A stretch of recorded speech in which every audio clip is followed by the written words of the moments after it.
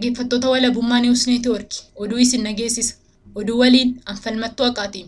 Irreef gaachana uummata Oromoo kan ta'e Woboo Zoonii Lixaa Cifiraa Boonsaa gaafa guyyaa 15 ji'a 3 2021 godina Wallagga Lixaa aanaa Qondaalaa bakka addaa Zeebee Gaajee fi Oobaa jedhamtu gidduutti tarkaanfii laalessaa waraana murna PP irratti fudhateen injifannoo Boonsaa galmeessee jira.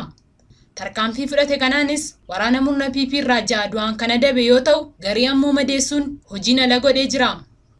Dabalataanis irreef gaachana uummata Oromoo kan ta'e Woboon Zoonii Kibbaa godina Gujii Lixaa Cibiraa Maddaan Albuudaa Buttaa Malkaa Sooddaa fi Baddaa Magaadaa waliin ta'uun aanaa Qarcaa ganda Gaaleessaa Dibbisaa magaalaa keessatti tarkaanfii laalessaa gaafa guyyaa 16 ji'a 3 2021 waraana murna PP irratti fudhateen nama 5 battalumatti yoo ajjeesu 4 madoon adabee jira.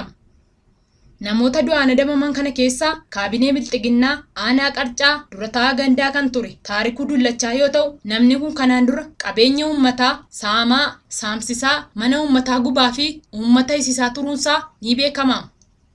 Namni obbo Saadiq Haajii Muhammad jedhamu kittillayyoota murni PP bobbaaseen magaalaa Buraayyuu keessatti erga qabamanii booda gara mana hidhaa waajjira poolisii Qondaalaatti geeffamuun daraaraa keessa jiraachuun isaanii beekameera. Obbo Saadiq hanga ammaatti mana murtiitti kan inni aanne yoo ta'u yeroo sana isaan waliin namoota 2 diinaan qabaman keessaa namni maqaan isaa Jaafar jedhamu waggaa 1 oliif erga waajjira poolisii Qondaalaatti hidhamee booda yeroo ammaa waajjira poolisii magaalaa Buraayyuutti deebifamuun daraaraa hamaa keessa jiraachuunsaa ifa ba'ee jira.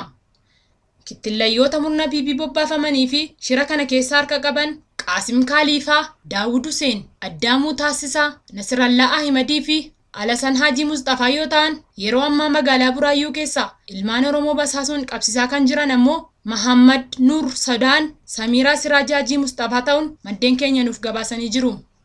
Miseensonni ABO ardii garaagaraa keessa jiran namoota qarshiidhaa fi faayidaa adda addaan booji'amanii mooraa diinaatti harka kennan akka adabatanii ta'aniif ibsa ejjennoo baasanii jiru. Miseensonni ibsa baasan kunis miseensota ABO konyaa Victorial Melbourne, miseensota ABO konyaa Austraaliyaa, miseensota ABO konyaa Sweden, miseensota ABO konyaa Mul'is Baagadaa Toronto Kanaadaa, miseensota ABO konyaa Masrii, miseensota ABO konyaa Gadaa Bilisummaa magaalaa Edmonton Kanaadaa, miseensota ABO konyaa Magarsaa Barii Vancouver Kanaadaa, miseensota ABO konyaa magaalaa Winnipeg Kanaadaa, miseensota ABO konyaa Minneapolis Minnesota USA fi miseensota ABO konyaa godina Shaggar yoo ta'an ibsa isaanii kana keessatti ABO'n dhaaba nam-tokkee namni dhuunfaattiin ufaan geessu osoo hin taane dhaaba sabboontonni Oromoo wareegama qaalii dhalootaa dhalootatti itti kaffalaas gaan ta'uu ibsanii jiru.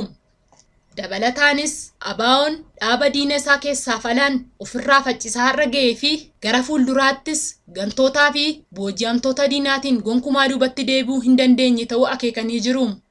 Akkasumas kora sabaa guddicha koreen qindeessituu kora sabaa ABO qopheessuuf hojiirra jiru deeggaruu isaanii ibsuun murni amma diinatti harka kennatee seenaa dhiifama hin qabne dalagaa jiru akka bakka isaan hin buune akeekkachiisanii jiru. Yeroo dhibee COVID-19f talaalliin kennamaa jiru kanatti Ingiliziin lammiilee biyyoota 4 akka biyya ishee hin seenneef ibsitee jirti. Sababaan isaas dhibeen COVID-19 haaraan Ingilizii, Afrikaa Kibbaa fi Biraazil keessatti argame akka biyya isaanii keessatti hin babal'anneef jedhame. Biyyoonni akka Ingiliziin hin seenneef dhorkamanis Itoophiyaa, Kwaatar, Amaanii fi Soomaaliyaa yoo ta'an garuu namoonni lammummaa biyya Ingiliz, Eerlaandii fi namoonni viizaa yeroo dheeraa qaban qoqqobbiin kun akka hin ilaallan ibsitee jirti. Sababuma wal fakkaatuun biyyi Ingilizii kanaan duras biyyoota 30 akka biyya ishee hin seenneef dhorkuun ishii ni yaadatama. BBCtu gabaase. Egaan dhaggeeffattoota keenya oduu namaaf qabnu kanuma sagantaa keenyaafan waliin turtii gaarii.